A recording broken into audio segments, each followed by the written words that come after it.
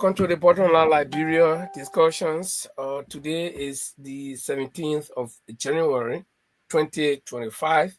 A beautiful Friday evening from where I sit.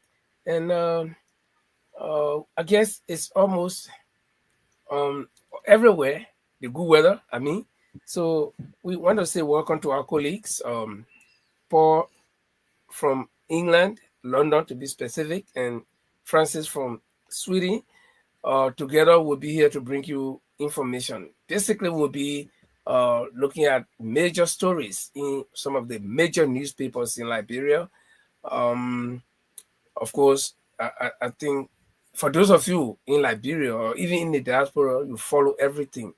I think the biggest event right now as we speak, there are two. One is the parading of Prince Johnson's body around all major cities and towns in Nima County, and also the launching of the UP government's development agenda. We'll be looking at that. And but let me say welcome to the guys, Paul from your respective countries and studios. How are you doing? Well, good evening, Ninfa. Good evening, Francis.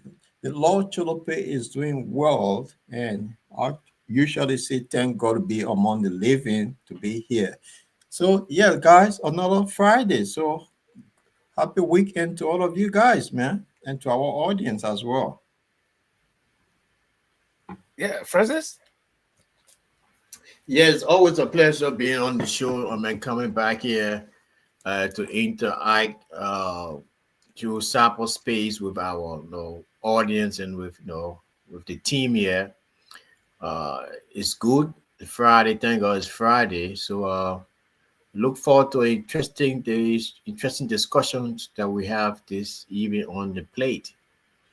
You took it from my mouth. I was just thinking about saying thank God it's Friday. Long time hear that word, right? TGIF. But yeah, guys, for those of you who will be joining us on the show, we appeal that you help us to share the show, because when we share the show and we have a lot of your friends viewing and listening, then the topic will be interesting. It will also urge you to ask your questions if you have any in the chat box, and you can make your comment. Make any comment. The only thing will not maybe allow, or not maybe, but will not allow is to attack people, to abuse other people. No, we want to keep it safer. We want to keep it, clean, but you can discuss the issue. So feel free to share the show. Feel free to invite your friend, and feel free to ask your questions. We're going to be back after a quick break. And while we're on the break, we ask that we all share the show to our various contacts.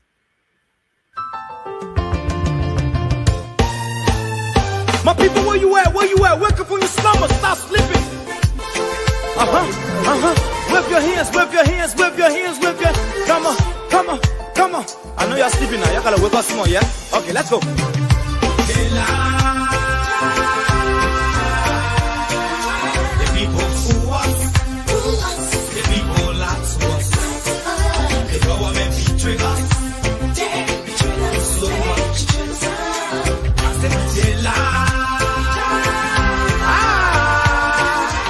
People fool us, the people lie to us, the government betray us. They can lie, they can steal, they will knock the phone. I said we tired with their lies, we tired with their promises that led us to all our damages. We tired with their speech they preach indeed, and now unique they deceive us. The thing we saw, it frustrates us. So why can't you lie? Why can't you steal? Why can't you allow the citizens to be? You see, we just tell you that why we voted you. But you screw us, you screw us, you use us and later on abuse us. So why? The government should lie. Why? But that's the question that we ask.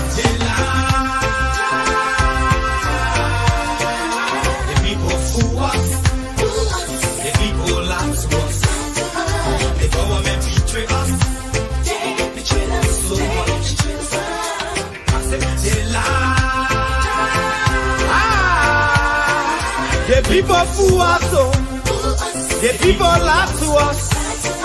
The government betray us. They can lie, they can steal, they go knock the corrupt. No one to trust. My people, no one to hope on. Nobody. My hope that I have been broken.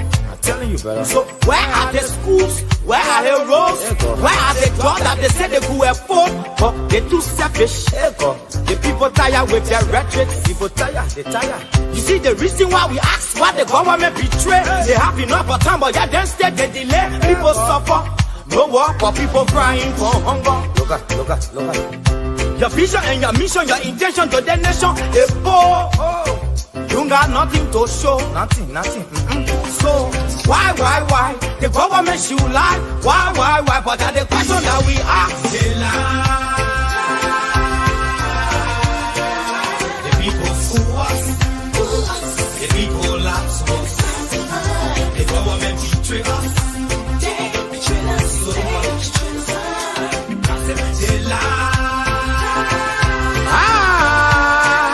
The people fool us, the people lie to us, the government betray us. They can lie, they can steal, they go knock the corrupt.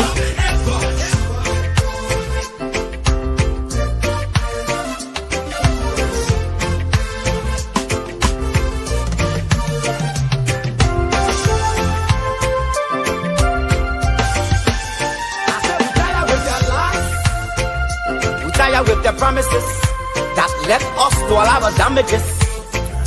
We tired with that speech they preach indeed, and now unique they deceive us. The thing we saw, it frustrate us.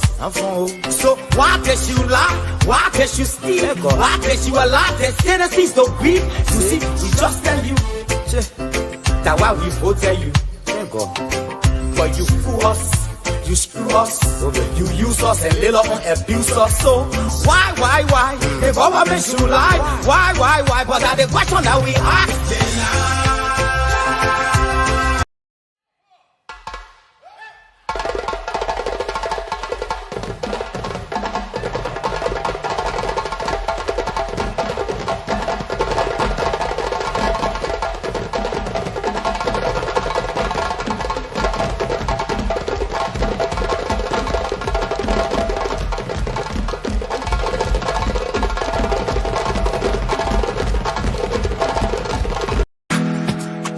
Trials and tribulations, you have prevailed. The spirit is unbreakable, never derailed. With a rich heritage and culture and grace, Liberia, you are the land we embrace. You are welcome to the Bottom Line Liberia. So you're welcome to the Bottom Line Liberia once again. And my name is Linford Goa, along with Paul Chiroplay and Francis Mono Mensah.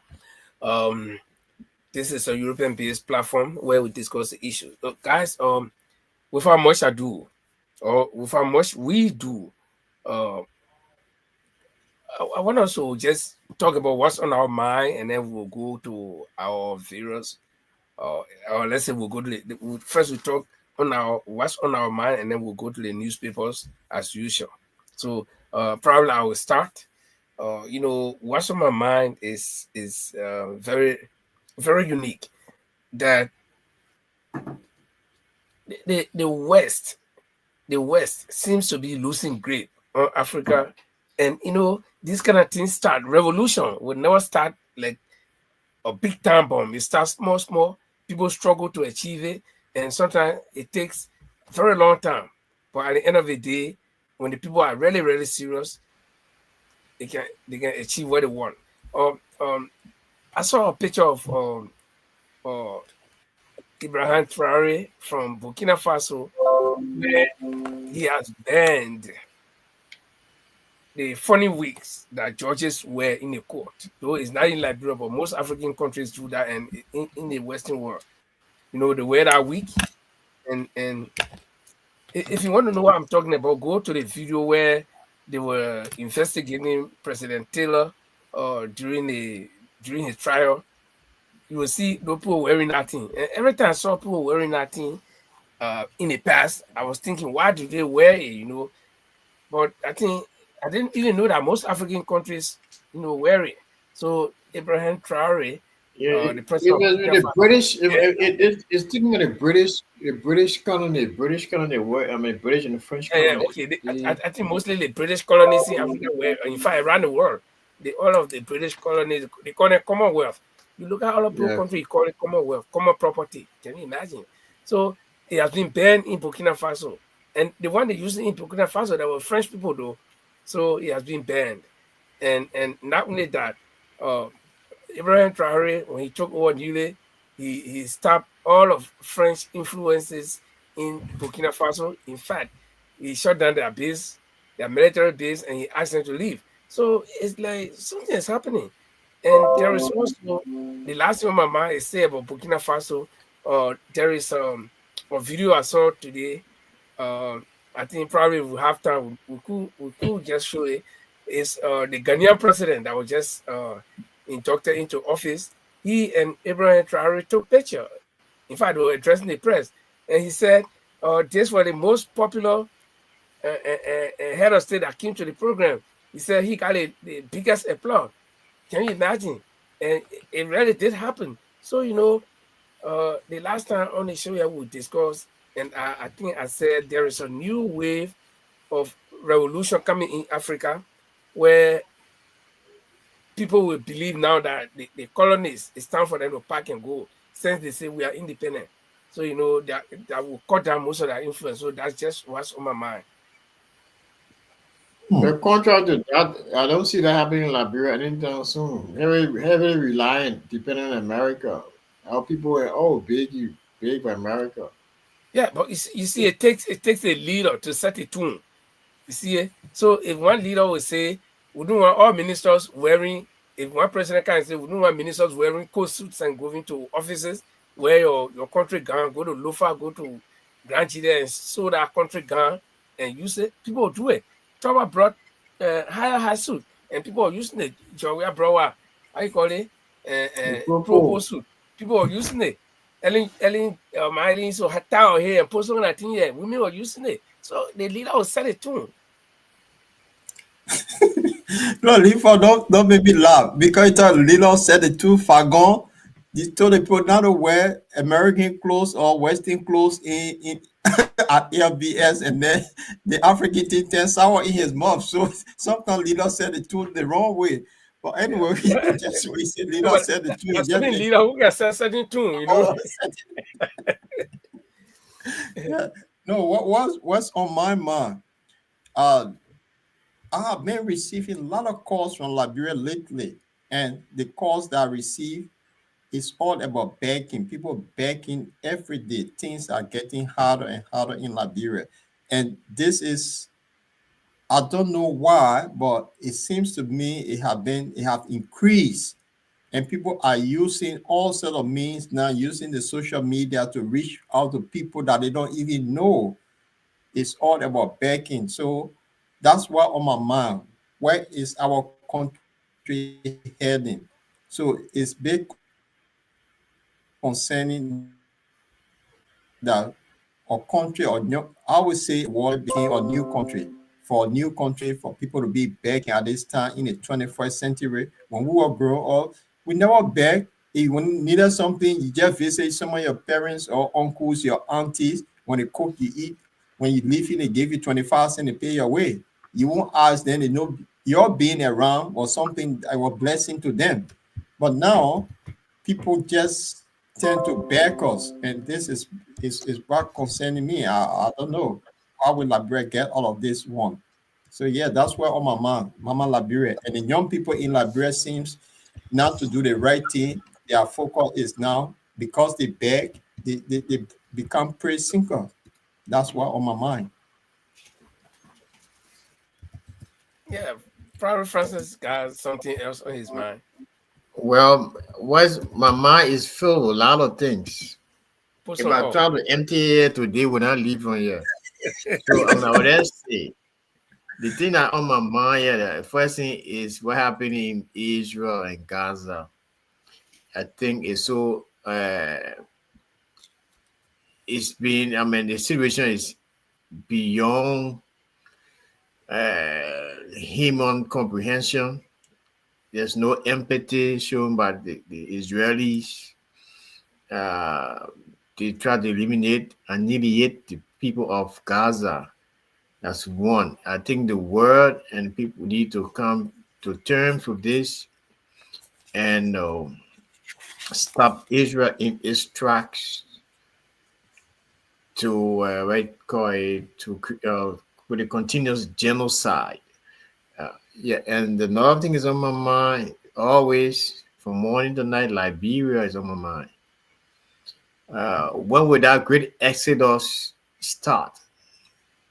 When will we have the enabling environment for us to go back home? When will we leave Babylon? I mean, we need the exodus. We need to go back home. But there's no what you call it room enabling environment. So yeah, that's on my mind. You see, Liberia is a complex situation. Everything has been politicized. What is good or bad? I mean, it's been politicized, everything. So Liberia is on my mind, and Gaza is on my mind right now. Yes. Well, thank you, guys. At least we have something on our minds, and the empty. I don't think there is anybody whose mind is empty because there's a lot of things happening around us. But we'll be going to our news papers where we'll look at the major stories coming on right now. You're watching the review of Liberian newspapers headlines that made news during the week on the Bottom Line Liberia. Please join us every Tuesday and Friday at 7 p.m. Liberian time, 8 p.m. UK time, 9 Central European time. Okay, Paul, take us through. What do you have for us to start with? Yeah. So before we start with the newspaper, you did talk about Abraham Traoré, the young man that is making a lot of headlines in Africa. And also, before we go, Francis did mention about what is happening in Gaza and also in the Ukraine. So, I mean, to be honest, the West have done the people of the Palestine, they done them bad.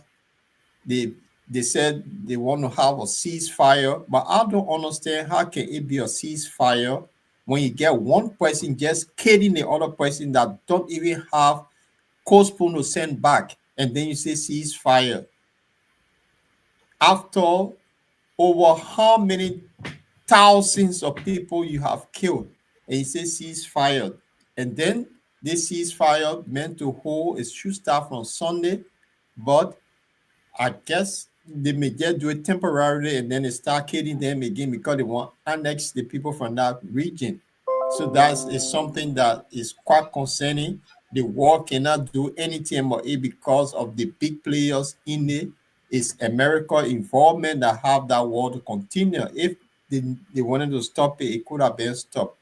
In other news today, we know that Donald Trump will be taking office on Monday. But then today, Russia and Iran signed a 20 years agreement, defense agreement. What does that mean? We don't know that because I remember back in October, the Russians signed an agreement again with North Korea that if anybody touch one of these countries, will back each other. So now they signed another agreement with Iran today. So the full details going to come out. People are now jittering what's going on.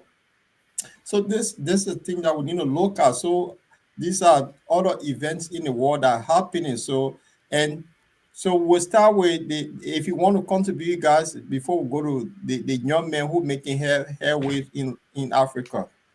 Yeah, I want to talk a little bit about the Iran and Russia, agreement that is signed. I've not read the content of the agreement, but I think this is a normal thing. There are countries that want to align with each other. Like everybody got a friend. Even if you go to, I don't know where the devil lives, though, whether he's on earth here or where is he, but if you go there, he still got friends. And if you go to heaven, The Indians, they got friends too. So I don't think there is anything wrong with that, especially when they all come from the same area. Like, okay, let's look at Liberia, right? Liberia is divided into, I think, 3 or 4 major parts. We got the eastern region, we got the central region with the northern and the western region. So, if you got 3 countries in the southeast, for example, and they say, okay, guys, what happened? We'll cooperate. When your farm road gets, when the road leading to your farm gets bushy, we'll come and pressure for you. If anybody want to break down one of your horses, will defend. At least because they all come from the same area. So Russia, Iran, they all from the east, so to speak. And then America is in the west, and all the other countries in the west, they got that group there too, NATO. So anybody can form a line with their friends. So I think that's, for me, that's a good thing, because once you have friends, people will know that you are not alone. And before they take advantage of you, they got to think twice. So I think, for me, that's my personal feeling, because I let them make friends. Yeah. And okay, briefly, maybe and Francis comes in. The Palestinian and Israeli thing. Look, the strategic global alliance, security alliance, is forming, is crafting around the world. Geopolitics is taking a different trend now. Yes. We have had all these various pacts around the world. We had the Warsaw Pact. We had these other NATO. We have all these kind of G7, all these things. But security is becoming more of an essence. Because look, again, some of the Warsaw Pact. During the 70s, the 60s, and the mid-80s or 80s, Russia was very influential. America managed to where's the Gorbachev and the stuff, they managed to dismantle, in the name of democracy and having that military alliance, strong alliance per se, but a pact with Russia, with Russia, they managed to dismantle. So Russia, through under the leadership of prior to Putin, that was the former president, they started to build an arsenal again. So Russia is looking around. It is a magnet. It's a magnet now, because America is a global enemy, so to speak. They interfere in everybody's business besides their own. They want to be global police. So Russia will attract every other country that needs protection. No, listen, Iran is not stupid.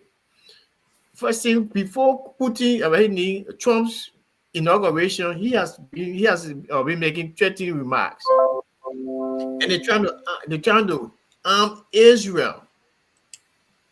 Why Israel should be the only country in the Middle East that has all the weapons, and the countries that Iran and other countries, that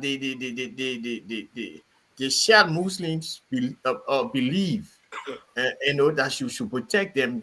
They shouldn't build their arsenal. So, in that case, if they know there's a potential threat from Israel and America, so I think Iran is very smart, and I hope that in case of any transgression or attack on Iran, Russia will live up to the terms and agreements of the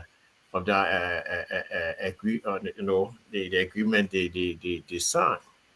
And you said something just when you were opening. You said global security is taking a new trend nowadays, and you know why? It's because of the threat. You see, so when you look around you, you see they are crushing other countries, other economies, one group of people suppressing the other group. They will decide who become your leader.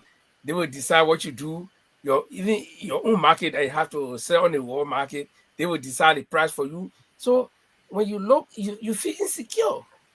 In as much as you declare yourself a country that is independent, that guy's own laws and whatever, but you look around, somebody's deciding for you. So you feel insecure.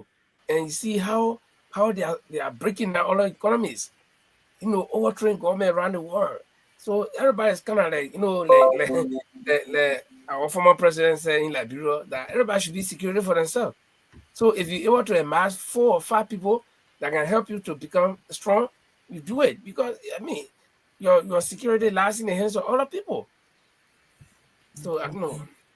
And then about to make small comment on the Israeli and the Palestinian people thing. See this thing, Paul, we have heard this signing of ceasefire many years, from the time we were growing up. So for me, this is not anything a ceasefire. It's only somebody is badly wounded somewhere, and they try to regroup, put their ideas together again, and start again. Trust me, this thing, since the war started 2-3 years ago, how many ceasefire they had? I think at least I know about one that they had. You and I, all of us that sat on the show here, and we discussed it. We said it made that whole. And what happened? Just before we even finished the show, they started fighting again. So for me, I don't see it as any ceasefire. It's only like, in the military, they say when you can make strategic decisions. There are certain strategic decisions you make to be able to recuperate from certain injuries that you have incurred. So it could be, but I don't see it as any ceasefire, any lasting ceasefire. No, it isn't. Because look, Israel is that doing this just to have some of the hostages released. As soon as they release, they will attack these people. They will always find some fault to attack. So it's really more now because they left. They are born. The manner, the level of destruction of property and lives. And America, the greatest ally, have not even spoken against it. They only did some cosmetic, criticism. So it's really definitely more. So these countries, I hope that country like China, Turkey. These guys, they don't want to, destroy the countries, but I think they should stand with the people of Palestine. I think they should stand with the people of Palestine. It have been freaky some more years now. Israel have been incursion upon the people. How long will the people endure such an aggression? That's true.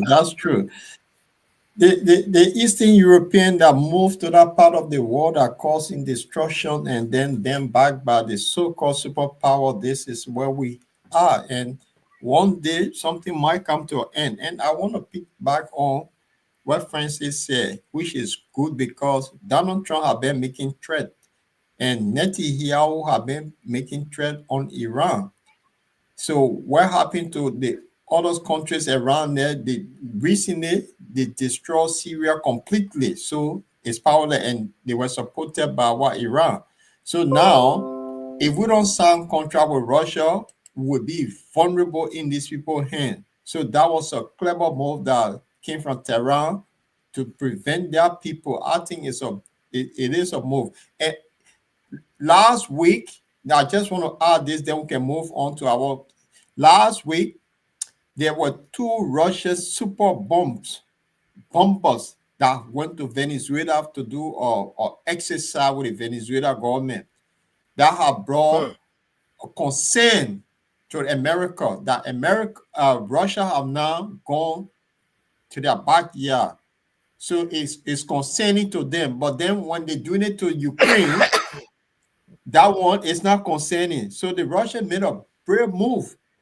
They moved to Venezuela and they used one of their top aircraft that if it's flying, you don't know, there's no sound. 2 of it were in Venezuela for exercise, and it was on CNN. There was a big talk of last week. America is now concerning why Russia is in the backyard. So what goes around comes around. That's the beauty. It's funny though. It's funny though that you go and be walking around somebody on a horse in the night while he's sleeping. Then when the person pass around your horse, then say, "Hey, man, why you doing it?" But listen. You know what? One interesting thing about Venezuela, I read something the last time that Venezuela they have the largest oil reserve in the world. Yep. But they refuse to sell that oil, so they say they will die. They say we'll die with hunger. Our people will suffer and die, but our oil, nobody taking it free. So it'll be interesting to see what they'll do. But like Francis said, that global security is. Even you yourself, if you're able to buy one CC camera and put on your house, do it for yourself. Because as it stands now, everybody for himself, go for all. So, I think all those small countries are making strategic decisions right now. Decisions that will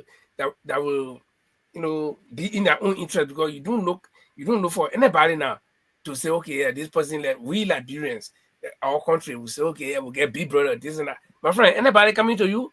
No people will come we fought them ourselves. They sat out there, we destroy ourselves until later on. So waiting for somebody coming from outside to come to us. Brother, you forget it. They pack your load and cross the border. That's true. Okay. So we should move on, Lifa. Right. Yeah, so you asked me what next. We're talking about this young man called Ibrahim Traoré. The young 35-year-old man that is making a lot of, and we said it on the program last week that when he went to Ghana for that inauguration, the Peking stole the show.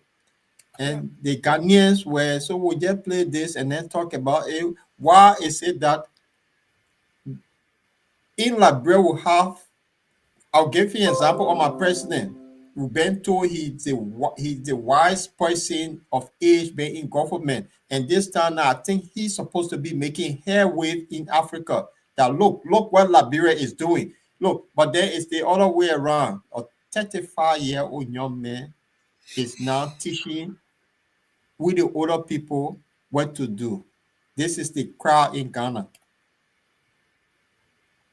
Let me put this up.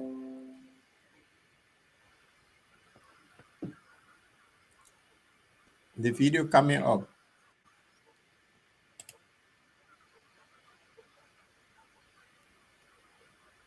Oh. When he was introduced at the Black Star Square, he got the biggest applause. Thank you, my brother. Thank you very much. Yes. Captain Ibrahim Traoré.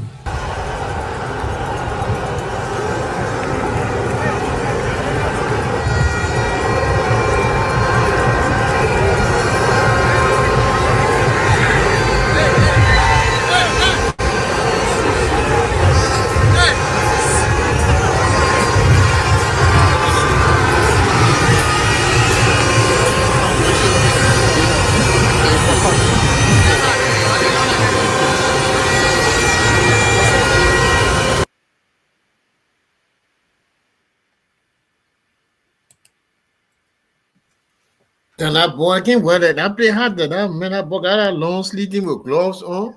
Jesus. Man, that begin.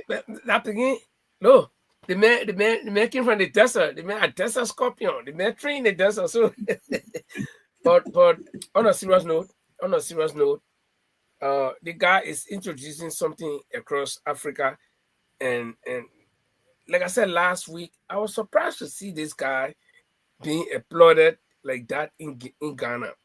When ECOWAS said they were suspending them, the three of them, Mali, Burkina Faso, and Niger. Okay, now that this guy will receive that much applause. So it means that people eyes are opening. You see, and trust me, what this guy started, it will take a long time to get it out. It may also take a long time to spread, but it will take a long time to get rid of it. what I believe is that it will develop gradually. It will take a long time, but to say they will erase that from the minds of the young people. Look at similar thing happen in Kenya, the generation Z. Can you imagine if people starting to think that way? Africa, who knew that people would ever think that way? Let's come back to our own country, Liberia, during the days of Todman, from way 1940 something all the way. Nobody ever thought that people would think like this in Africa, where you can even look at your colonial masters and say, "No, enough is enough. Stop." Nobody thought about it, but I think there's a new wave. No, we have tried everything in Africa. We have tried military coup. Almost all African countries have experienced military coup. Still, nothing changing on the continent. So this guy started this one, and the reason why our condition don't change is because of the colonial masters, because they want to keep certain clique in place that can determine what happens to the country.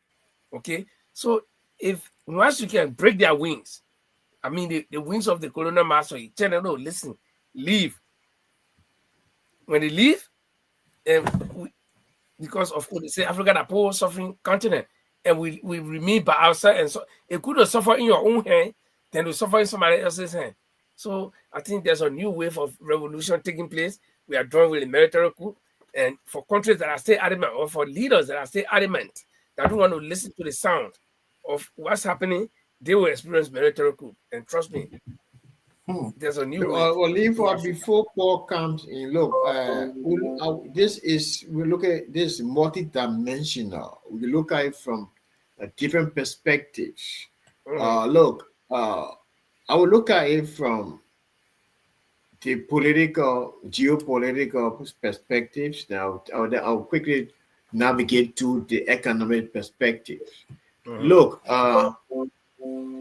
in terms of geopolitics and what it has effect on, the people of Burkina Faso and the region. Look, I think this is a short-term approach. Look, because the old guy will do everything to make sure that this young man do not succeed, including some of the leaders in West Africa. His political alliance with Russia, he has to do more. He cannot depend on Russia alone, because look, man, this guy is not going independent. It's not that he has totally forgotten about the Western powers. He forgot, he drove out his colonial masters, France, but he invited another group in. He invited the Russians in. Now the Chinese will be coming in. So these are different players playing the same game, coming to extract your resources and move on. You got what I'm saying? There's a different, So I don't know whether Paul got anything to say, but towards that. But when it comes to the extraction of resources and moving on, it's hard to say, because nobody knows the future, right? Nobody knows what lies under the sleeves of the Russians or the Chinese when they come. But people say when the Christmas will be good, you can tell from the eve. Because as a small boy, you see, they say you catch a chicken, you kill a chicken, you're cleaning it. Then tomorrow you can say, yeah, tomorrow you're starting it. Tomorrow will not be easy. But your Christmas come, nothing happening. The whole eve, nothing happening. In the night, then in the morning, nothing happening. The Christmas will not be good. So these people, our former colonial masters, they have been known all for long. In fact, they feel that we are their children, so they can treat us anyway. They will decide what happens to us. Tell us you will decide what kind of clothes to buy for your son for Christmas. Okay, so if your son is saying, well, I don't want to deal with you anymore, but I got a new friend who I think would that be by me? They sing Dongari, or with this guy Dongari, right? They sing Jin Tracey all the time, but they may want to buy me Terega. Okay, then I think so. Let's look at one or two things that the Chinese have done in Africa. The whole AU headquarters, multi-million-dollar structure. They pull it up. They brought manpower to do it. I'm not saying they are the best, but what do you think if it was one of our colonial masters, what will happen? They will send their own expertise and come In fact, they will credit you that money that they use to build the structure. Then you got to pay back, right? But the Chinese say it's free. Okay, so yeah, nobody's perfect. So, but where you can get something to eat, they say the place is entirely good and play can eat. So it's better to try something new. You see, I like the conversation, and it's quite good, and from Francis' perspective and from your end. What happened here in Africa that a lot of people now, especially you mentioned the word, the how do you Generation Z. Mm-hmm. We in the information age, and these days, in the old days, you had to read newspaper before you hear that something happening somewhere around the world, and the how they call it, the state media could lie to people and people just follow it. But nowadays, because we have information age, when someone is doing good somewhere, that message travel fast. That's why you see this young man, the level of which he's governing. This is why young people in Africa now say they're looking at him. That if he continue on what he's doing, I pray that it could happen somewhere else too. Because if you look at the Gentiles in West Africa, they have now formed alliance, and all of them have that one mindset. If those three countries in particular are doing extremely well, believe you me, they will start teaching the older folks that are always doing the wrong thing to do the right thing. Malabio signed a contract recent time last year with the Russians to build a nuclear power plant. Several years they still honor the Commonwealth, but the British people refused to do that. They've been extracting the people diamond. And Malabio came out with something, said, no, whatever happened between the West, it have nothing to do with us, because we always use the word, we are sovereign nation. So we are independent, we can do things the way we want it. The Russians are going to build a power plant that will supply the whole country with electricity that have nothing to do with the colonial master. So if people are now start thinking that direction, that wait a minute, we have been with it, Liberia particularly, my country, we have been with one group of people over 200 years. There's the same old result, nothing changed. So it's about time that Liberia in particular will say, okay, let me look at Germany to see if the German can help us to see, because we've been struggling. We've been with IMF, we've been with World Bank, but every time they give you 2 cents, you end up paying 10 cents or $10. So why can we look at other people to help us too? If people start thinking that direction, it makes a lot of sense, because the Chinese, they will tell you, we'll not give you money, but give all oil, will build infrastructure for you. You like it, that's the deal. So if that way it will help those countries, I think it's the right way to go. Try something new. If you try something new, you feel, I mean, that's brilliant. That's a brilliant analysis. I mean, I agree with both of you guys. But then look at it this way. You said something about China coming in and giving, not giving money to people, and now the countries, and they're coming with project, investment for exchange for resources. I would say that. And look, but listen, Liberia in particular, we can say as much as we want to say about America. America has been very good to Liberia. America gave out millions of dollars. Somebody gave him $500 million. What did he do with it? He put it in your pocket. He took it around. I mean, he spread around with somebody. He close, with people. Other ones in your pocket. So I think the approach that these countries should be doing now, especially America, should be, instead of giving Liberia money again. I mean, I can give you an example. The LDC, the hydro, they gave Liberia money. Where did that money go? Nobody knew where the money went. The Mount Coffee, the water, I think the water, I call it, there was the water is red, the Mount Coffee, what it? Yeah, Mount Coffee power plant. Yeah. Yeah, the water is somewhere. Yeah. Well, they gave money, I mean, for years, the US government, you see, the US government, Swiss government be giving that money. The money just went in, I mean, into the pockets of the managing directors and give it to the president, and that's it. So I think the new approach should be based on, I mean, I hope the Americans probably, I want to implore them that, I mean, they should follow the same trend with like China. Instead of giving us the money to do it ourselves, let them come up with an investment. Look, fuel oil, I can say for a fact, the fuel oil that was used, fuel oil that were giving million gallons of fuel oil were given to LWSC over the years, and nothing came on it. The money, the fuel oil, the guys will just sell the fuel oil along the way. So our problem is our own problem. America has its own problems too, but the bulk of the problem that comes for development in Africa has to do with the leaders itself. Ivory Coast is nice though. Yeah. Look at Ivory Coast. The Burkina Faso are very poor. There are a lot of Burkina Bees in Ivory Coast. I lived in Ivory Coast for 4 years or so. You know, Burkina Bees are there. And there was the same thing we're seeing. The France put a lot of money to aid.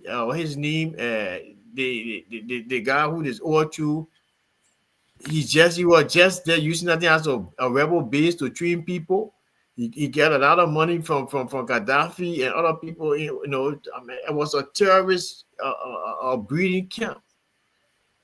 So I mean, now we take our time. Look, our leaders ourselves has problems. The young man in Senegal is doing absolutely well. He has another young African president that is doing very well as well. Yeah, you guys said it well. We hope that our leaders can take cue from these guys, from the young guys.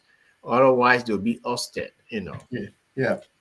But you see, Francis, you and Paul, they both mentioned about the Chinese, and you know, but. And the difference between, let me just talk about America because that's the country we know. The difference between America and the Chinese to me is that the Americans, they will give you money, but that money is not free. And they let you run to group like the IMF, the World Bank. That money is not free. Okay, you have to pay it back. So when they give the money, I don't know out of goodwill or what, they don't want to come to dictate to you and say, do it, use it this way, this way. So they put it in the hands of our government officials, and then the money go. At the end of the day, we'll say pay back, so they don't care. It's like if you credit me money, I have to pay you. So if I take our money and go put it in the ocean, it's not your business. All you want your money back. But the Chinese will say, no, listen, guess what? Look at the background of the Chinese too. They are being poor like Africans. So they give the money, they bring the money, they say, well, listen, what you want? Your bargain. You give them what they want. They say, okay, what you want? You tell them, this is what I want. They'll do it for you. They're not giving you that money because they know that if that money, especially Africa, they know if that money gets in your hand or in the hands of your leaders, it's gone. So they will rather do the project for you. I'll give you the example about the AU headquarters. Imagine if they are taking the money and giving it to the group they used to call OAU or AU or whoever. You think we'll even have chicken baskets standing? No, they will not. So you know, I think if they can give us what we want in the form of it, that this is what we want, and give it to us, and they can give it to us, fine. You know, I heard somebody was talking. Oh, we get iron ore. We say that. Oh, we get iron ore. We're not eating it. So the value of the iron ore is what we want. You see, not the literal iron ore. People are looking at it. No. So if somebody can come and take it and give us the value, then why not? So Linford, you're right, and I agree with Francis too. It's our leaders, because if let's look at Liberia back in the 70s before the coup. the Somalia, how they call it, the freeway. There were a whole industrial place there. So the visionary Liberian at the time said we have to have battery factory, how to have chicken soup factory, how to have matcha factory, how to produce things here. It brought employment. So what happened to that thinking of our forefather at the time and to the thinking of this generation? So it's all about the leadership. They will get a leaders that will say, look, we still are a handful of people. We can drive this country to another level than Singapore. We can do it. You see, I how to call it, World Bank, IMF, it's like payday loan. If you broke, you go to those people, those pawn shop. They give you money. Whatever you do, you got to pay back that money, and it comes with huge interest. So they don't care about you. You go begging for money, they will rip you apart until we see reasoning to say, oh, let's do something different. So it actually have to do with the leadership. So right, Francis, you're right. Yeah, so let's move on. I mean, before we go, I mean, give me 2 minutes before we go to our local topic. Look, Liberia is so easy to I mean, to develop. I mean, people say if you outside, you have all the ideas, it's brilliant. Government is different. But I think the practical approach to governance is that what is lacking. Look, you talk about the battery factory. I mean, I grew up all my life in Gardnersville. We used to walk to the chicken, the biscuit factory, the boiled biscuit to go there, the guy to bring it. I have my neighbor, one Ghanaian, Mr. Answer or something. He used to work at the Ghana at the biscuit factory to bring the biscuit. I mean, look, it's chicken soup factory, glass factory. Look, it's the level of our people to come. They think corruption is a major problem. Look, I've heard stories. I've heard stories of investors coming to Liberia. Everybody won from the Amos Sawyer administration to this administration. Everybody come, any investor come, everybody they either want to, they put bring the money, you won't have shares in it. If we come to invest in your country, everybody want 10% share, or they want this and that. That's the major problem that Bureau has today. Give the opportunity people come and invest. We sell what you call it, work permit. We celebrate work permit, and we call it as a revenue stream. If the people employ, people will not pay taxes. We won't pay taxes. Wouldn't we receive that same amount of money? I see how stupid we are. Our leaders. Yeah, that's true. Friends said you're right. Something. Let's think on the topic for the next 5 minutes before we move on to the newspaper. Liberia can be developed in less than 10 years. What am I saying there? It doesn't have to be infrastructure, but people satisfaction. In less than 10 years, we will put our out together. You see, in what I'm setting today is run by local authority. We elect our own people. They put taxes on us.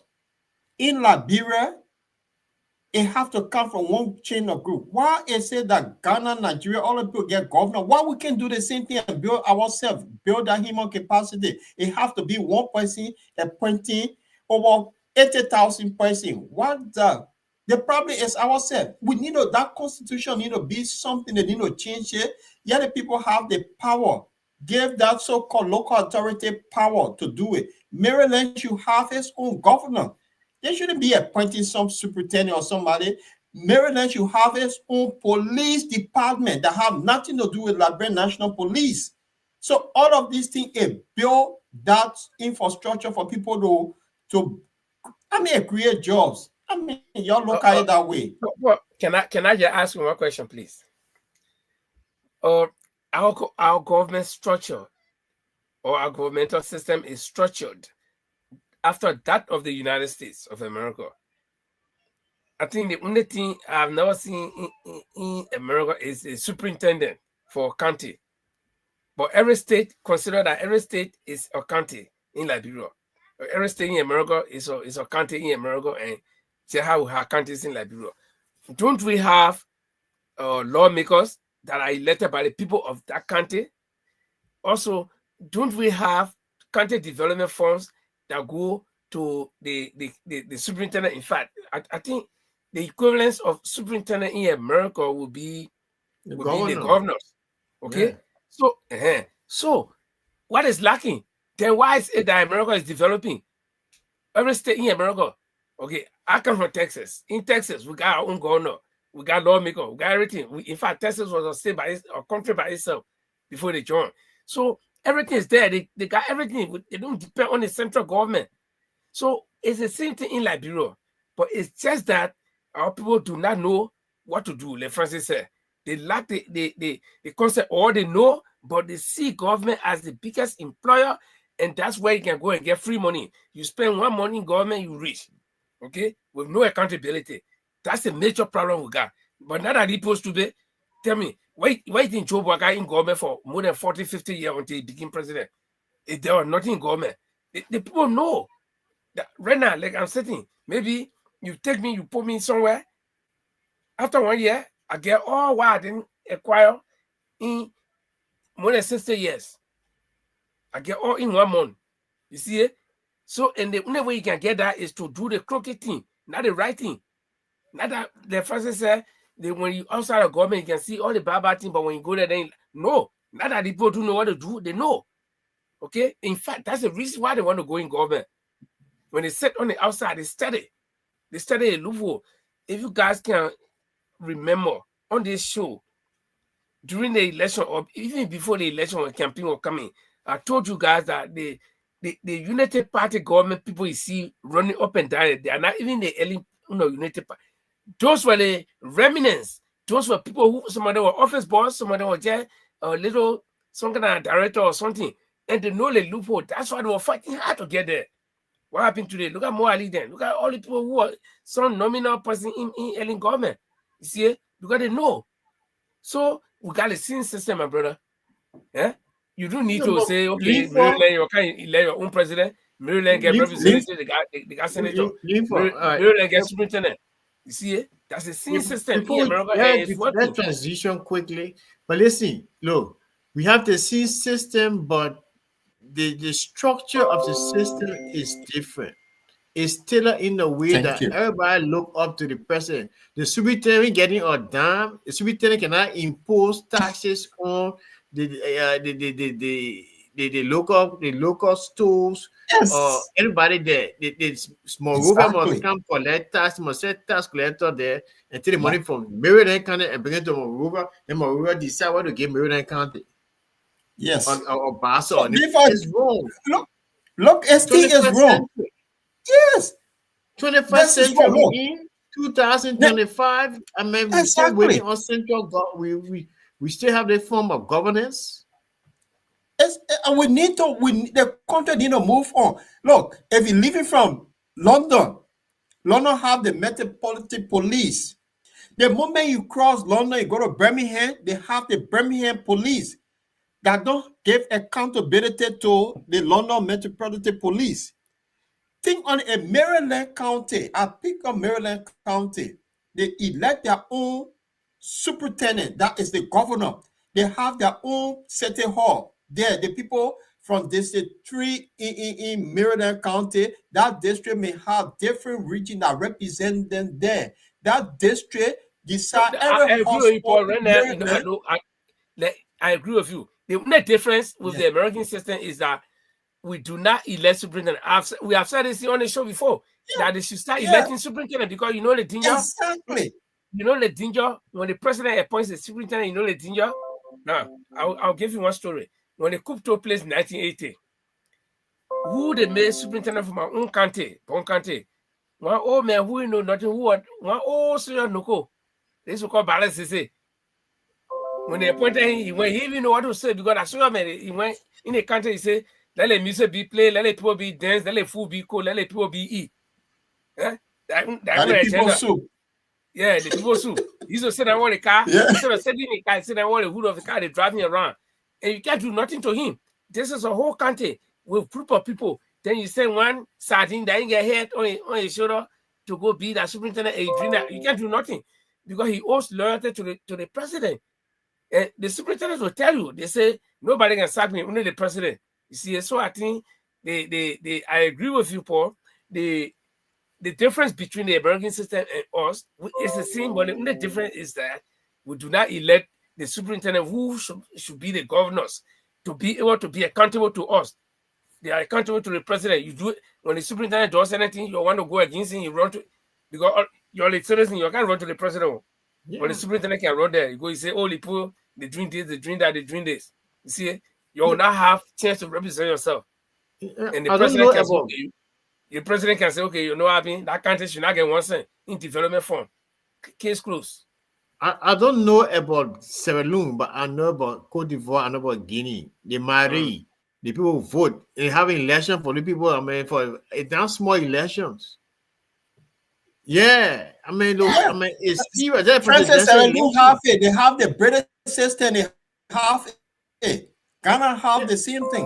You see, it's only Liberia refused to change that thing to. Yeah, I mean, that's so important.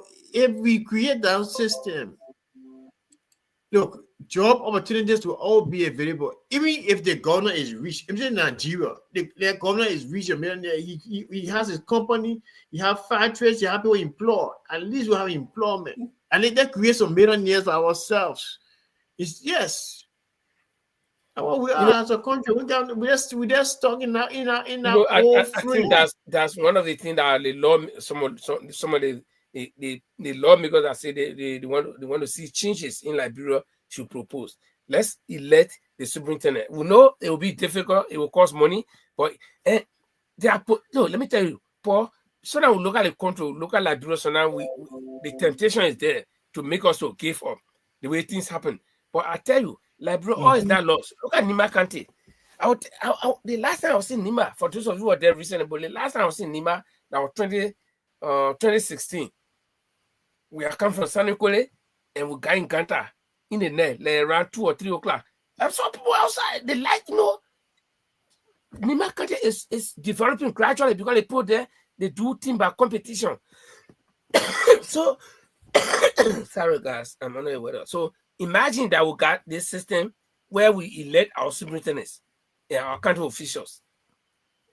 And then you in one country, you in Maryland, you in Sano, you in Grand Gide. You'll see one country developing. The pressure will be on that your county official to say, oh, we can do the same thing too. You got to run to the central government because you're taxing your own people. You're raising, especially countries that got wealth. Like Nima country, they got only IO.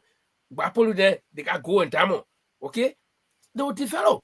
You'll use your mineral resources and compete with the other countries.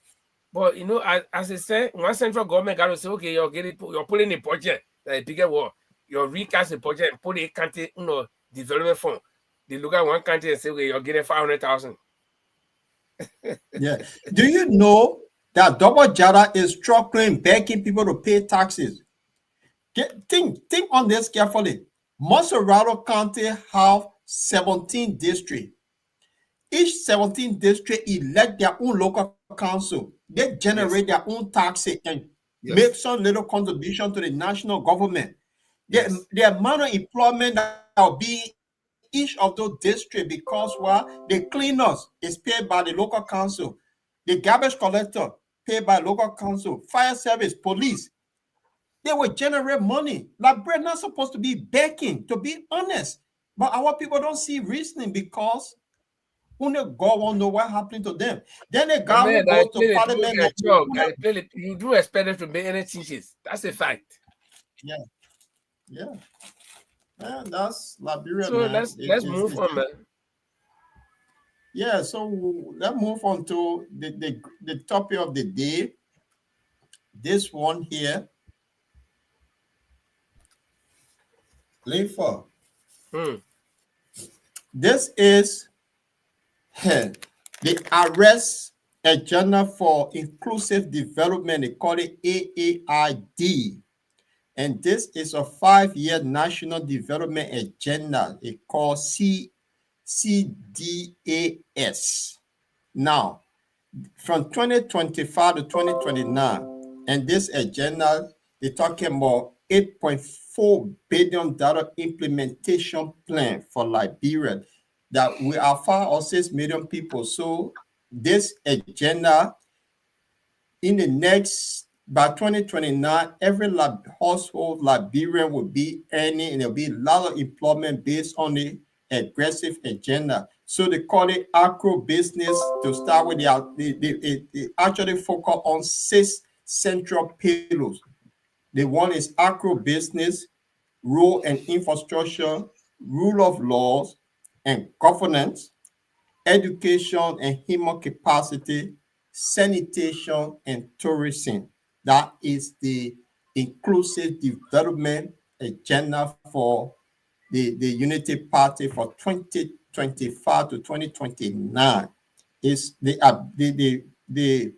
agenda is kind of ambition, but this is what it is. So I don't know what you guys think. If you have scanned through this proposal that the government have made, and it's come into play from January 2025 up to January 2029. Francis? Well, I tried. I just read. The first page of that book. It's a very voluminous book. It would take you actually a month to read. I just the kind of document. I like not to just read once. I like to read it twice or thrice, so you can understand. You can have the basis to argue or to counter argue. It seems to be, like you said, is very ambitious, and it's good for people to think, in that manner, and it's achievable. Just that my own concern has to do with the implementation of this. This what you call it agenda, what you call it, for inclusive development. The money is small. That's my era. That was my era. Yeah, that I had. It has probably like maybe 20,000 people in my era. That's the budget for that era. Yeah, so that's for a whole country. So I think development infrastructure and whatever agriculture, whatever it is, it's small, but it's achievable. It's just that I hope that the government can raise this money. My concern is that it's heavily dependent on donors. That's the thing that sometimes that, and they come and they talk all the people turn and say the donors got to contribute. And I put my head down and say, oh my God. We have all the resources. We say we about donor, everything donor, our partners will put it. Sweden and America putting a lot of money into this. So I'm not ready in its entirety. I cannot say anything about it. We'll come back here in 2 weeks' time. I'll download it. I already downloaded it on my computer. I will read. I'll be more informed about what it says. So Linford Francis will let us know. We'll have to go back to this document because this ambition document is quite good for Liberia, and we're just talking about how you can make Liberia great. We're just talking about all of these little things that will help move the country forward. So in this document, the arrest document is added inclusive development. But then there's something we need to do next week to compare this with the budget that have come out. Tourism there, rule of law, in my opinion, rule of law is number 3 on this list. But what have been happening from the day the government took over on rule of law?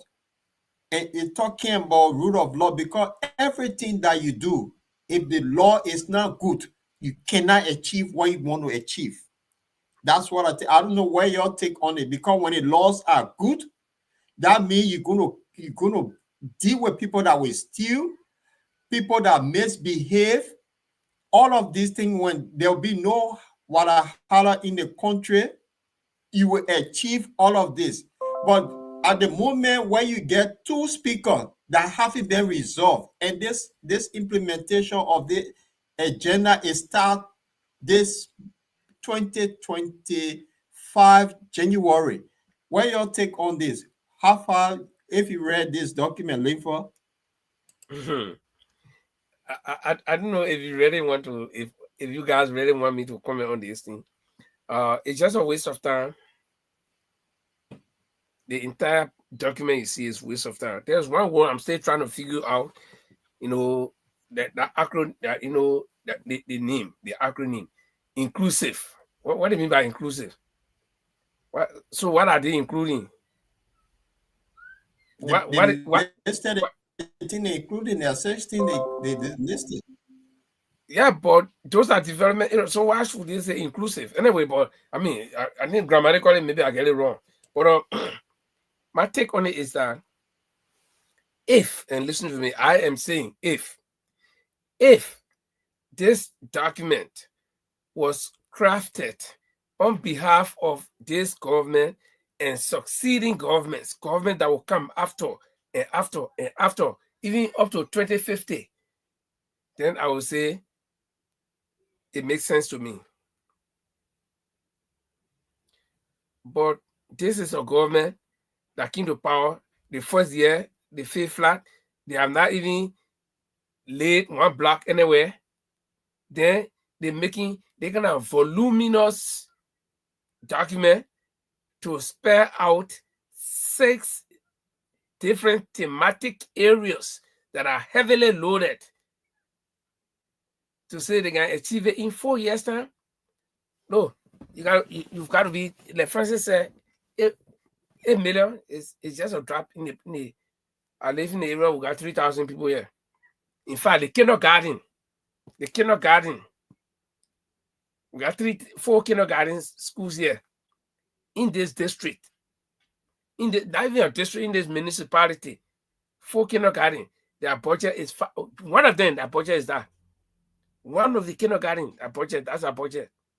So for you to have a country of 5 million people, and then you talk about 4 years plan or 5 years plan with 8 million. No, not 8 million, 8.4 billions.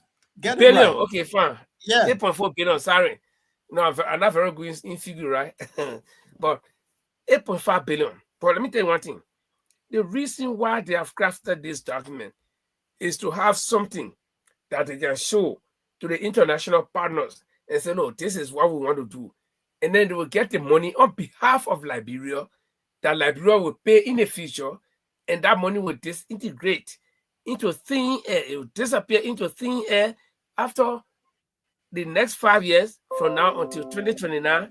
In fact, which government will have election in 2029, then they begin playing up to 2029. So what will you be doing? Time for campaign. Because we know campaign will actively start 2027. So the last 2 years, you'll be doing development and forget about campaigning, or you'll be campaigning and forget about your development.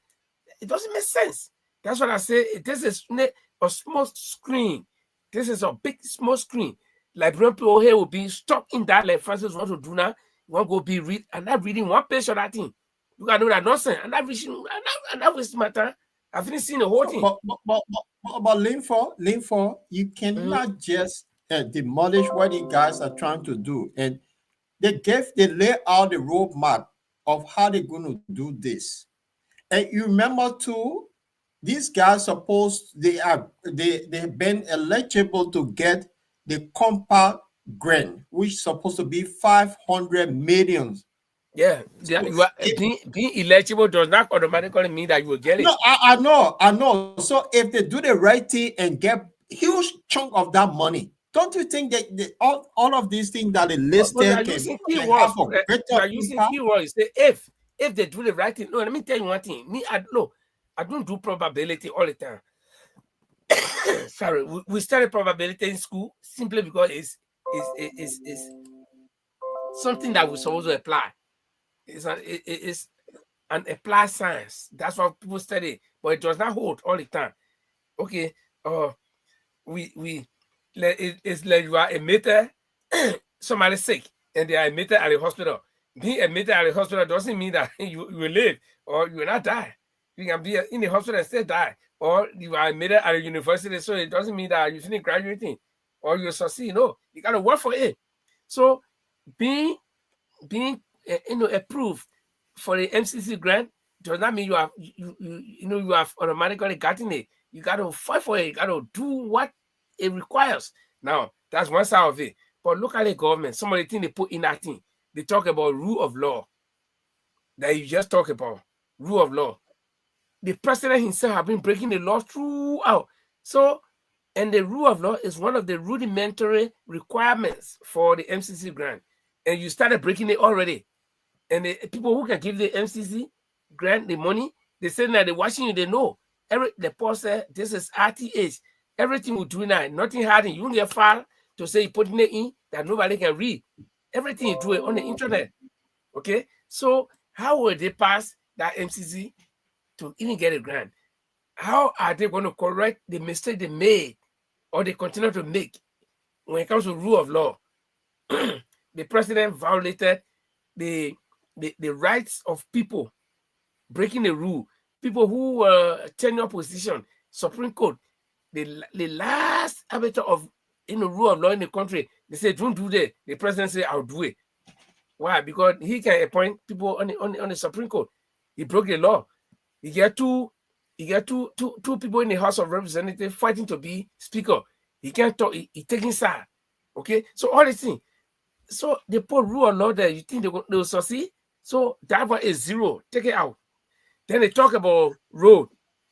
They took $22 million right after they came in. The $22 million, they say we use all, we use some. But all the other one, nobody can account for it. Okay, and what did you do with the one that you used?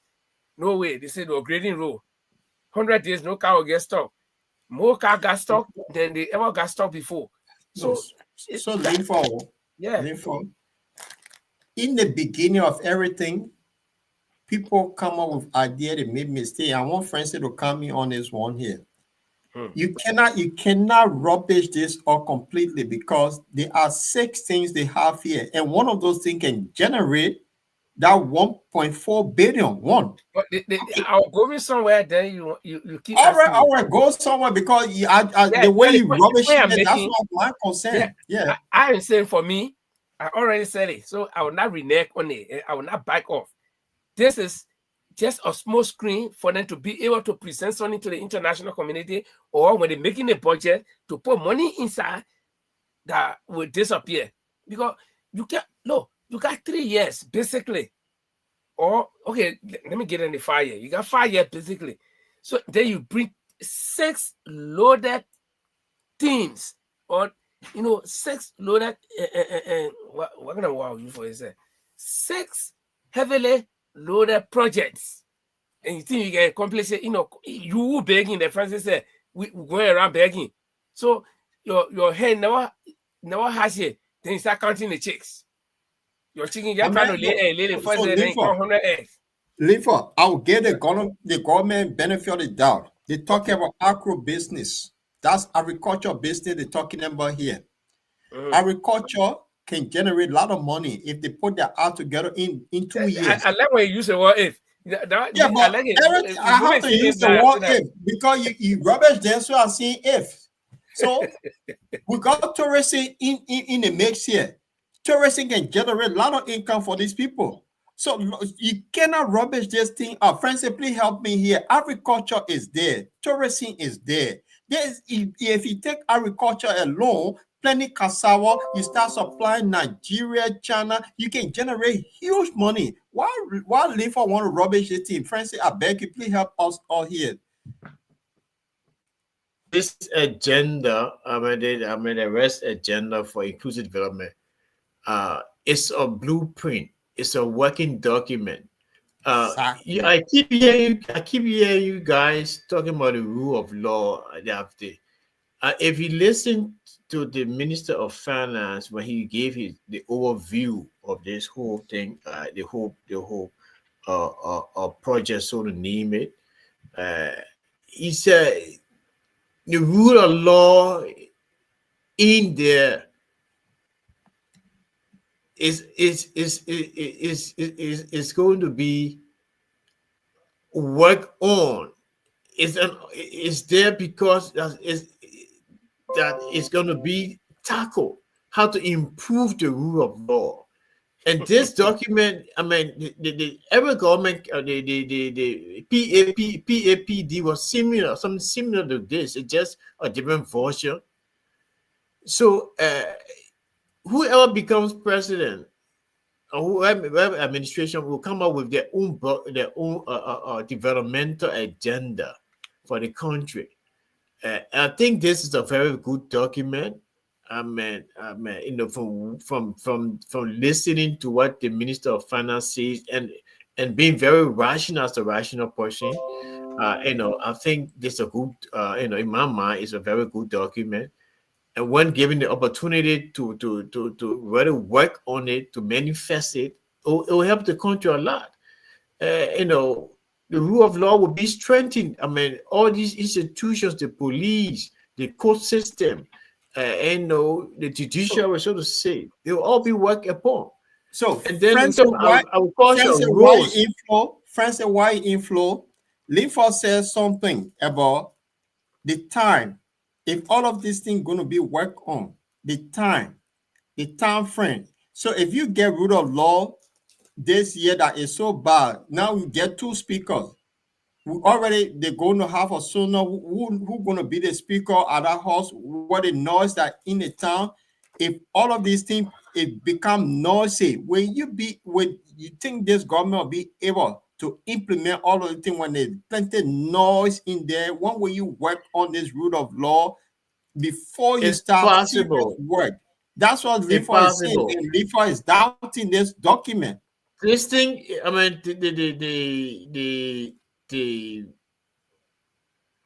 the speakership in Boglo, or predicament, will not go on forever. It's not internal.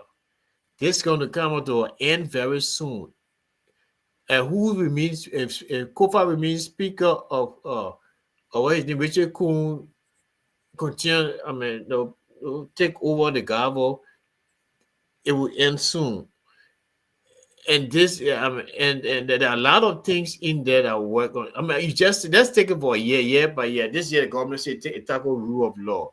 The next year, it tackles agriculture or do 2 things. They got the government say you can walk and chew gum. You can do 3 of these things every. You can take 3 of these. 8 pillows, what you call 8 or 6 pillows. You can tackle 2 of them.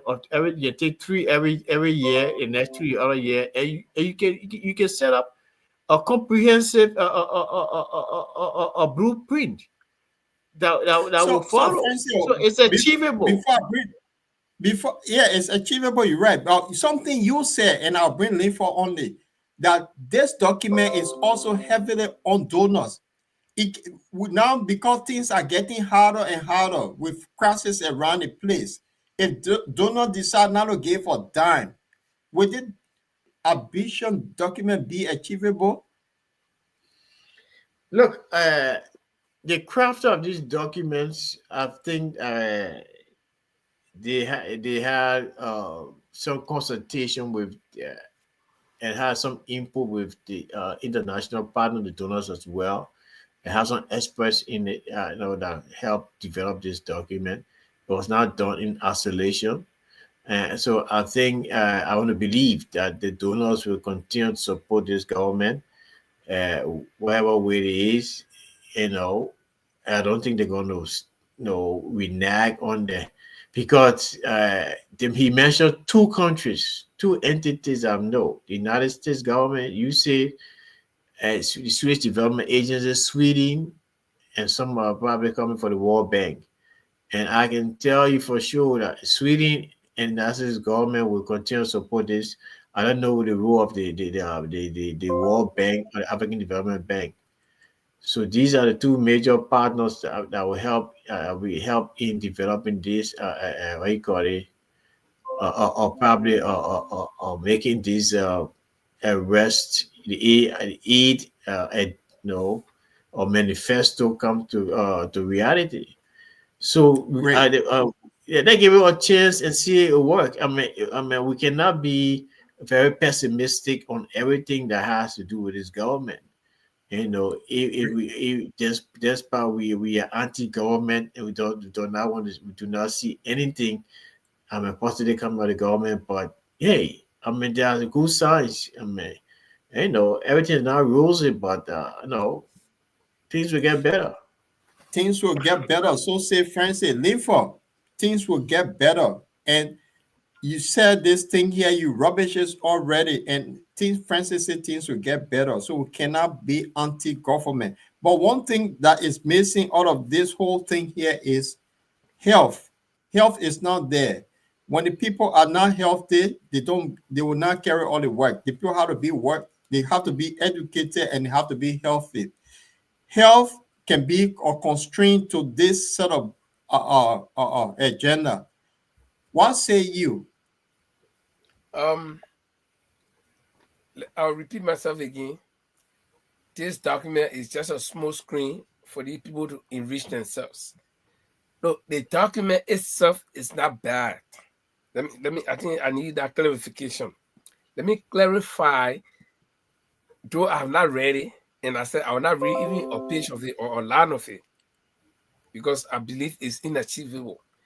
But the document itself may not be bad. If you listen to me keenly from the start, I said if this document was established for this government and succeeding governments to come and follow it, where this government will stop, the next government come and take it from there and go, it will be very good. Like Francis said, I believe the crafters have some good things in there. I'm not going to read it, and I will not blame myself for not reading it, but I know they put some good things there.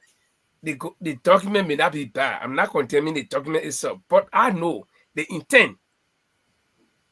It will not work because there are indicators. What more do we need to know? You talk about road. You were in government for, you made your first campaign promise was, in fact, that campaign promise, right after election, you made that statement. And then the roads are still dilapidated, right? Even in the sector itself. Then rule of law, you breaking the law. When you break a law, we the citizens, we see it, we follow you. They find dead body all around the place. In fact, you got a suspect for arson, allegedly setting the Capitol building ablaze that you cannot prove, but you're dragging him all over the place. He's complaining about being tortured. You're keeping him for several days without any charges. You cannot charge him. You take him from court, from jail, you bring him to court, you take him back again, you take him to the hospital, no charges. Violating his right. It's breaking the rule of law. So then you can't read it in your book, and then you think I will sit down. Again, one senator come and tell me, say, people can eat fire. And I know see him eating fire, then I go take a fire and eat it. No, I will not. So I stay meeting my position that this document is not achievable by this particular government. It's loaded. Take one topic. If say you're believing the president is an agriculturalist, take agriculture. In the next don't think talking about nothing. That's only can you run over. Even the great America cannot achieve all this in 3 years. To the letter, you may attack it, but you will not do anything significant. That's the point I'm making here. So what's a new wasting time? Government is continuity. So, yeah, but Paul, you got to know the culture we have. The CDC government, their PADP program, they have some good things inside. How many of it is being achieved? Sorry. How many of it is being pursued by this particular government? I can tell you for one, Joe, we are saying he got bar road medicine. So the road he started, Joseph Numa Baga coming to finish the road and not continuity. Oh, he coming to finish it? Yes. So okay. It's in this report, roads and infrastructure. So we know that there will be connection to the southeast. Remember, we are saying you're going to do super highway. So this government will continue the superhighway. You remember we so are saying they're going to pour overpass. But are you telling me that this document is just a photocopy of the PADP or what? But this government is continuity, so they will have taken something from that other document. So Senior started the project, will add on it and then continue. And this is for 2029. It's set. They set the stage. And you know, 2029 seems to be what no we can make ever hit or everlasting. You think 2029 that everlasting? My man. It was 6 years after election, right? 1 year gone, and they still crawling on their belly. Then they making the document and they get launched. We in January, by June, the language should start changing. When it comes to road, they say, oh, that rainy season, June, July, August, September, that rainy season. Bam, you know, we in December. So nothing happened with road. Agriculture. Oh, we're trying to make it the bro yellow machine. We even know what the yellow machine there is. But this is the thing I'm telling you. The yellow machine are coming. These guys are going to be progressive with the rules. And then you see something, agriculture and road. But to conclude on this, I think we need to get the budget and see how the budget is fitted with this agenda that they have. And then we can make that argument. You cannot rubbish us. And I will stand with Francis on the one. You cannot rubbish this government out all of this. If this agenda, if this implemented well, my brother, nobody will call me tomorrow and say, please send me $10. And that's what I'm praying for people to stop calling me. So let's pray that these guys do the right thing. I beg you. So you are talking about rule of law, Francis, and Lincoln is key on. Yeah, not pray because a prayer could do something in the country like Israel will not be fighting today. They will pray then. But my man, don't talk because Israeli, if you go to Israel, they get a war that they can go on to be praying and then they will pray to go kill people. It work in their favor. So let's pray that Liberia do the same thing. Okay. So yeah, let's move on. We'll get one more topic. Let's spend 5 minutes and then we'll close up. So you were talking about Linford. You said something about dragging one person from court to court. And that's the rule of law that you mentioned. And this is the situation here. This young man, Thomas Edgeworth, have accused the government of torturing him. So a concerned citizen in Liberia now called upon the government. Is in the Daily Observer. Concerned citizen are called upon the government to release Thomas Edgeworth and another guy called Andrew Lawson and a few others that under government custody that they have been accused of letting the Capitol building in flame. So this situation now, they call it for immediate release because if the government had evidence, they will not be holding on to these people. But now, these guys should have gone to court and then the court decide their fate. I will link in the West here. Remember when people carry out terrorist act, if the police found somebody, said this person were accused and they took them to police custody. If after 48 hours, the police will go to the court and request the court to give them additional 72 hours to continue their questioning. But in that case, these guys, nobody know their whereabouts. Their lawyers now know what's going through, what's happening. So this concerned citizen now asking that the government release these people. If they have evidence, then take them to court and then the court prosecute them and send them and let them face the weight of the law. So what say you, Francis? This is the thing that Linford talking about. Look, I agree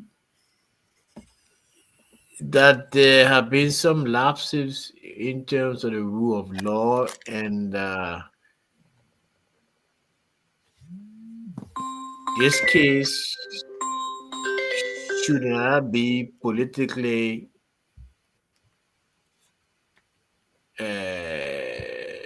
charged with all the sentiments, with all the insinuations that that the government is after people and trying to have a descent on people's rights. This young man was called in for investigations. The police launched investigation, interrogated him, and they found him to be a person of interest. And he escaped the country on an alias. He had a false name. He went to Sierra Leone, and his lawyer managed to bring him back. So I would just say for now that let us disabuse our minds of any political insinuation here, and then let justice take its course, and let the police and those who are investigating and the courts go into this matter. The court, whatever perception we have of the court, I think the court has done us some good over the years, and let's give it a chance and see how it unfolds. So yes, that's what I have to say. We have a caller on the line. Caller, what's your name and where you calling from? This is AB, aka Riverside Pro, guys. How you doing? We're great. Wait, is it that I've been missing y'all or y'all been off and on? I don't know what happened. I just saw y'all today. Y'all been off? No, they're on. I wonder my work schedule. I was just wondering. But anyway, it's another great topic. Thanks, guys. You always bring these great topics on. And like I said, I always love the way you start with international issues because the world now is a whole global entity. So everybody have to be in tune with what is going on around us. Can you hear me? Yeah, we hear you loud and clear. Yeah, so you said that, I have several points. I can start from all the way the loan thing. I was taking down some notes, but let me just go straight into the main topic as well. I know you said that, as far as this arrest thing, you just made one statement that prompted me to call when you said that you don't want, after this whole thing is implemented positively, you don't want anybody calling you to ask you, but brother, hey. Brother Langford there is giving cautious optimism. That's great. Considering the past, our past leaders, we cannot be very optimistic about this name. We cannot be carried away by these big names. That rescue name.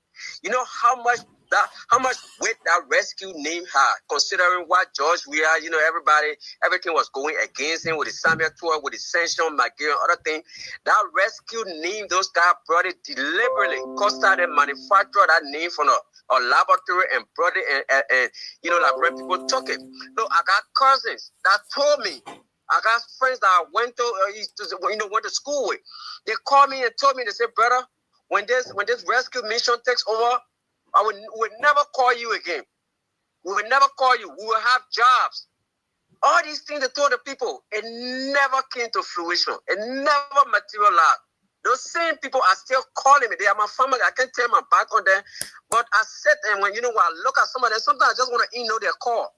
Because that level of optimism they had, and they were let down. I'm not going to be moved by all that long writing, I'm not going to, because I know that probably like 20 to 30% of this thing will be implemented. And Brother Linford talk about the yellow machine. They talk about the scholarship program. There are records to show the inconsistency of these people. There are records to show that they are being failed from the get-go. They couldn't even get an inauguration going. Joseph Walker almost fainted. The whole program was a disaster. There's nothing possible to these people to show except that they signed some War Crime Code document that, who knows, Prince Johnson going, it might not even, nothing might even come from RIA anymore, because that was one of their success stories. So we have to be very careful, because I'm looking at their success story, and so far I see nothing tangible. And let me come to that money. I know you're talking about the 500, that whole compact thing. We should know that this compact thing is a grant. Okay, Everybody wants grant. You know, if I in school here in the United States, I would rather have grant. I would take grant over loans because then I don't have to pay grant back. But that money is just a fraction of 8.5 billion. Our question should be, where is that rest of that 8 whatever billion is left? Say we subtract that $500 million. If we subtract it, a lot of them will be loans. And then it is up to future generations to pay. We might not be fortunate that early in the international community with the debt, because remember, we were out of crisis. You're not in no crisis anymore. You're sovereign right now.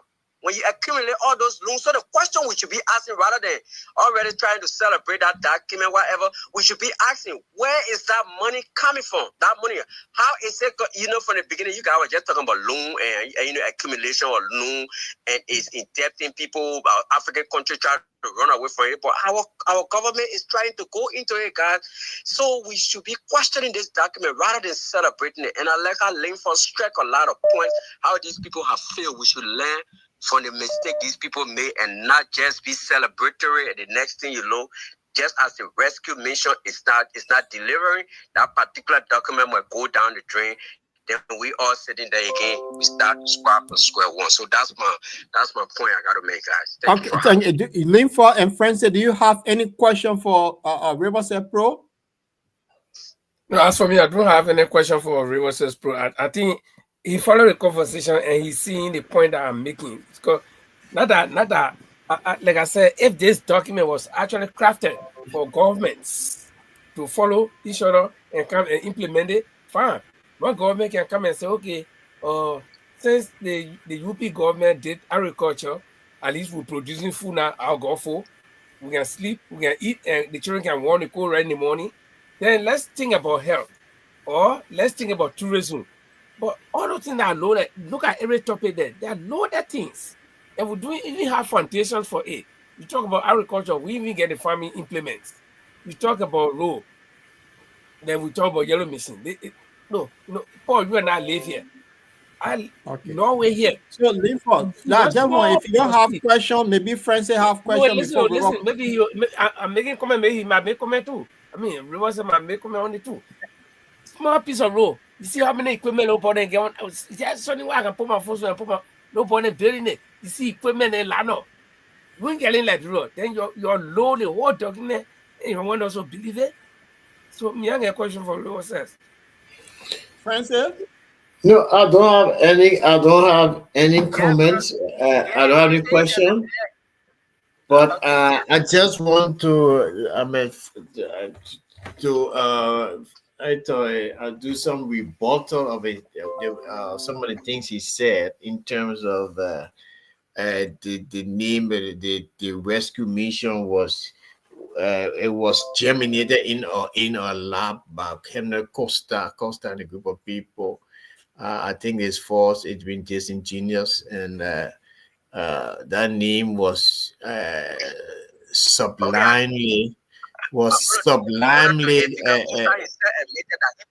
Rescue name though, Brother Francis. All right.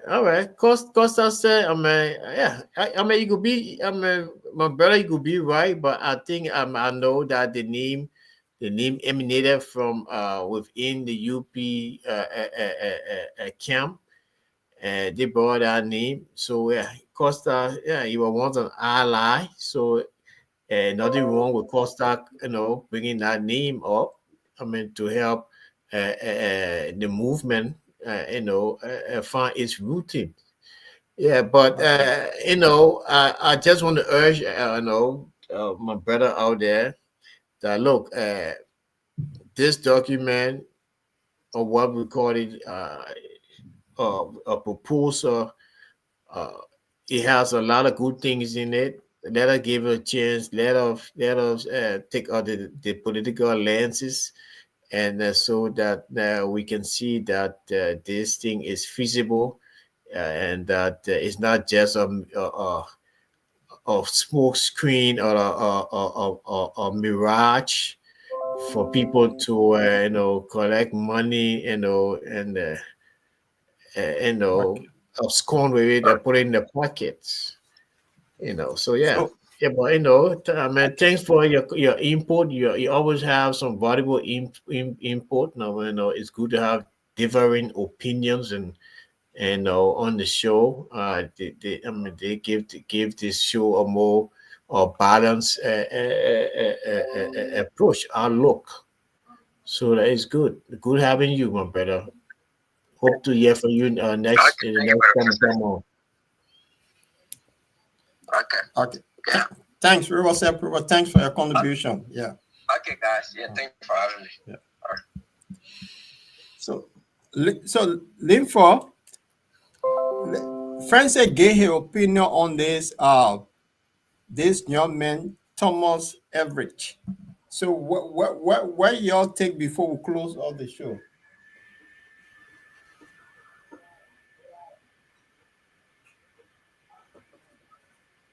You muted, Linford. Well, until the government can provide evidence, as you know, enshrined in our laws of Liberia, that every man is innocent until found guilty, until the government can establish concrete evidence against this young man, we will still assume that he's innocent, that he's only accused, and the accused must have his day in court. The accused must be able to also defend himself, because people accuse him. He was not born accused. This young man was not born accused. People accused him for doing something. So it is right that you also gave him the chance to defend himself. But you can't accuse the man and render him guilty at the same time, start to punish him. See how they're dragging the man. Somebody stretching the man leg. The man bite broken already. You can see it. The man, that man pointing out, you can't walk, you're not walk properly. Although you got them holding you, somebody holding your toe and bending it, the other man bending your knee. Eh? I mean, Lifa, what the picture? What does it tell you? I mean, where's the general view? Does it look? Torture. I mean, no. Did it tell you that this guy he was resisting the arrest?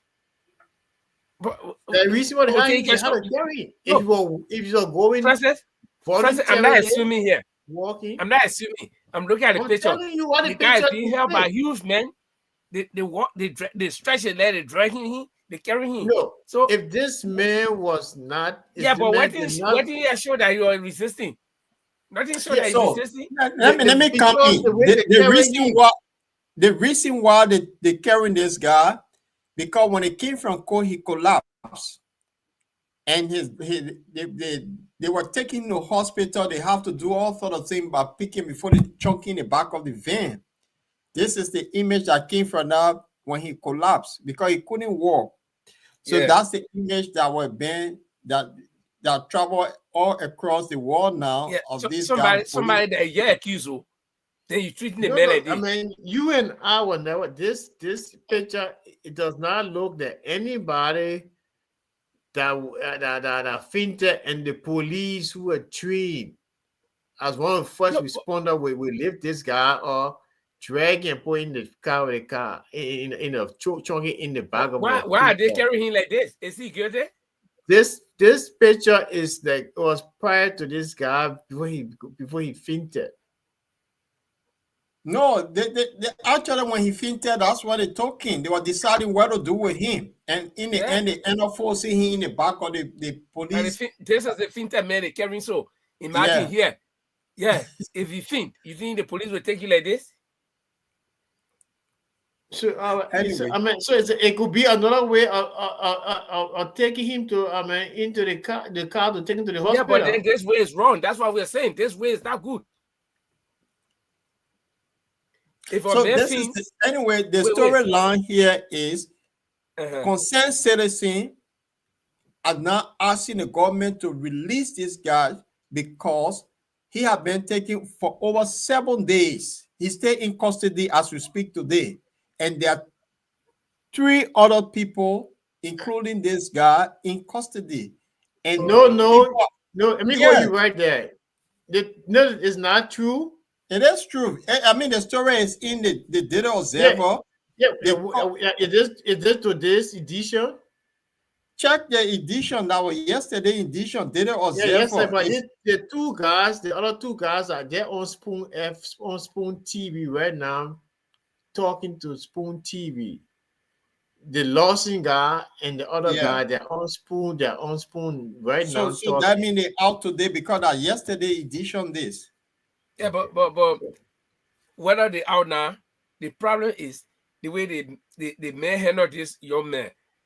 You can't do that. The man fainted. Is this the way to hold a fainted man to carry into hospital? The man fainted. You not even as a lawyer.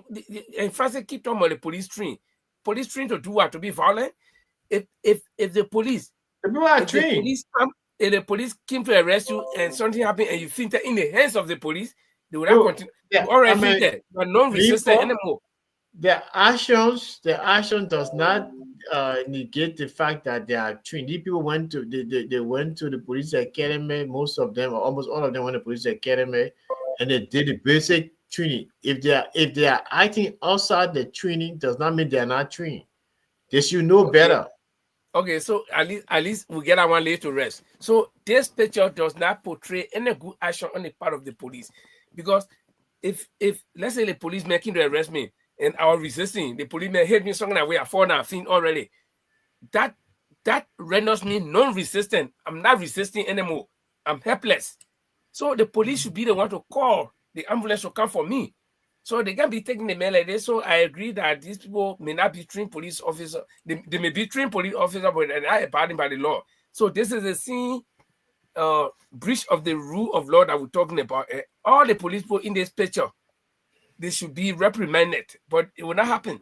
Then you expect to win an NCC grant that talks about rule of law. Then you go put it in your development package. The people joking. Like I said, I will not. I mean, it is good that it's a document, as long as the document remains. If they are implementing it, I may be tempted to even read the headline or the cover page. But as it stands, me, my two boy, I will not read one line of it.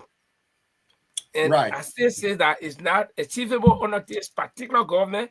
If they craft it as a document for governments to come and implement, I will agree, but not them. It's too overloaded. They can select one topic or one particular area and implement it. I will agree, but not a whole bunch of things they put there. It's not possible. It's not possible, guys. We have come closer. We are at the hour mark that we leave the show now. So I will say, Francis, Linford, it was a good discussion, guys. Let me hear you guys parting comment, then we'll call you another day. Well, my parting comment is I just want to thank all of the people that came on the show this evening, and thanks for sharing it. We want to say thank you to Real Access Pro, Pataki, and there are a lot of people whose names I don't see here for some reason. But a lot of people came, and my poll shows that there were people, but I can't see their names.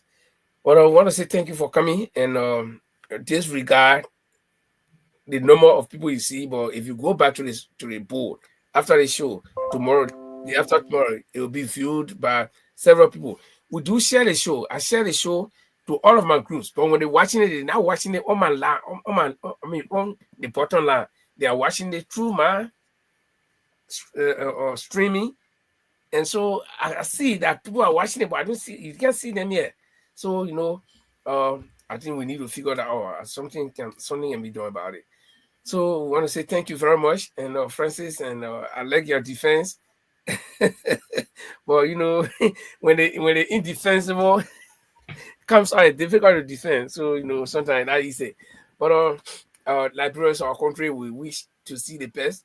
But when you think that you can maneuver the people all the time, and that's what government is all about, to maneuver the few people that can't think. You maneuver them, and then they spread, and then you begin to take complete control of the entire population. It can't work with some of us. So, I stand my ground. I follow what my mind tells me. The document may not be a bad document, but it cannot be implemented. Being admitted at a hospital does not mean that you could not die from the sickness or you could not get well. So thank you very much tonight, guys. God willing, we'll have another sound discussions on Tuesday and next week Friday. Next Friday, we hope to have a guest. We'll be bringing the name of the guest on Tuesday, and then we can have some good discussions. Paul, thank you for all of the technical work. Francis? Yeah, man. I just want to say thanks to God, thanks to everybody for such interactive exchange. It was healthy, and let's give this government and this what you call it, the West agenda for inclusive development a chance. Is achievable within the time frame. And I think the government has the gravitas to do it. So yeah, with all our political indifferences, I think we give it a chance. So thank you again. You guys have a good weekend. Great.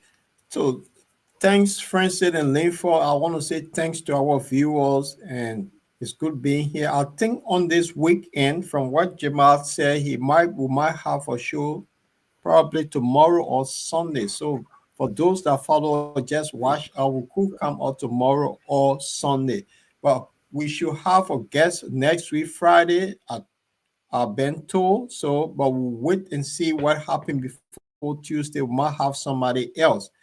I want to say thanks to our viewers. Thanks for sharing the show. Share always. We are growing. We're in Europe, and we're doing this for Mama Liberia. And I want to say thanks to Linford and Francis for the commitment that being here every now and then. It's not easy. People have their busy schedule to leave here to be here, guys. Thanks for the hard work. And to our viewers, kindly help us keep sharing the show. Until we meet again, we want to say happy, great weekend. Happy and a great weekend. And we hope to see you all here, maybe the weekend or on Thursday. So, guys, see you soon. Quick announcement. Don't forget at our July 26th celebration in Liberia. You will be having it in Antwerp, July 25th to the 27th, the weekend. So, we'll be having our guest speaker. It's a permanent person from Liberia. So, details will be coming out very soon. But save the date, and then we will, we will come up with more information in that respect. So, yeah, right. Guys. Right. Thank you, and we'll leave the show with this beautiful Liberian tune. So have a fantastic weekend, guys. Boy.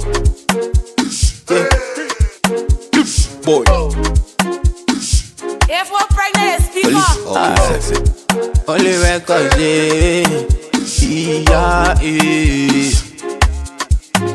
Now you better lick on a tell what you want you to don't can show yourself. Got plenty dancing, now you dancing, you get copy. I say don't can show yourself. You using Chani, Mr. Chani, I say to never don't can show yourself. You say you young boy, your sling on a papa bob. I say don't can show yourself. You don't get money, you want eat shawarma, eat some pizza, don't can show yourself. I using sense on you, using sense on your own Chani, don't can show yourself.